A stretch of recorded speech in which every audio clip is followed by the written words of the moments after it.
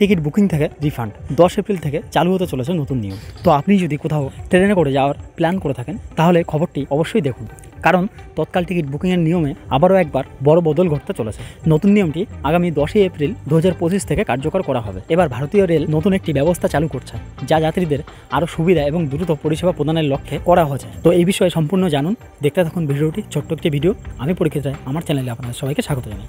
শুধু একটি রিকোয়েস্ট, ভিডিওটি ভালো লাগলে সবশেষে প্লিজ একটি লাইক করে দেবেন, কারণ আপনার একটি লাইক আমার জন্য খুবই গুরুত্বপূর্ণ। তো চলুন ভিডিওটি শুরু করা যাক। রেলওয়ে তৎকাল টিকিট বুকিংয়ের সময় পরিবর্তন করেছে এবং এটিকে আরও সহজ করেছে। আগামী দিন থেকে এসি ক্লাসের টিকিট বুকিং শুরু হবে সকাল 10টা 10 থেকে। অন্যদিকে স্লিপার ক্লাসের বুকিং শুরু হবে সকাল 11টা 10 থেকে। আগে এসি এবং স্লিপারের মধ্যে 30 মিনিটের ব্যবধান ছিল, যা এখন কমিয়ে 10 মিনিট করা হয়েছে। এটি বুকিংয়ের জন্য অপেক্ষারত যাত্রীদের স্বস্তি দেবে। নতুন নিয়ম অনুসারে দ্রুত এবং সঠিকভাবে বুকিং নিশ্চিত করার জন্য আইআরসিটিসিতে নিবন্ধিত এজেন্টদের অগ্রাধিকার দেওয়া হয়েছে। তবে এই সুবিধাটি সকল এজেন্টের জন্য নয়, তবে শুধুমাত্র অনুমোদিত এজেন্টের জন্য প্রযোজ্য হবে। টিকিট বুকিং প্রক্রিয়া আরও নিরাপদ করার জন্য রেলওয়ে ওটিপি এবং ক্যাপচা বাধ্যতামূলক করেছে। এর ফলে দালাল এবং জাল বুকিং রোধ করা সম্ভব হবে। এখন প্রতিটি বুকিংয়ের আগে মোবাইল নাম্বারে একটি ওটিপি যাবে এবং সেই ওটিপি পূরণ করে ক্যাপচা লিখতে হবে।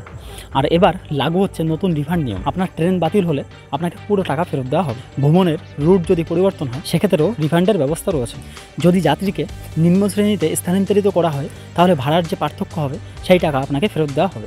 অনলাইনে তৎকাল টিকিট বুকিংয়ের জন্য আপনাকে যেগুলি করতে হবে, প্রথমত আইআরসিটিসি ওয়েবসাইটে লগ ইন করতে হবে। তারপর সঠিক সময়ে আপনাকে ভ্রমণের তারিখ, ট্রেন নাম্বার এবং কোন ক্লাসে ভ্রমণ করবেন সেটা নির্বাচন করতে হবে। তারপর কোটায় তৎকাল কোটা বিকল্পটি নির্বাচন করতে হবে এবং তারপর যাত্রীর বিবরণ, নাম, বয়স, লিঙ্গ ইত্যাদি লিখতে হবে এবং তারপর মোবাইল নাম্বারে একটি ওটিপি যাবে, সেই ওটিপি এবং ক্যাপচা লিখতে হবে এবং সবশেষে অনলাইন পেমেন্ট করে টিকিট বুক করতে হবে।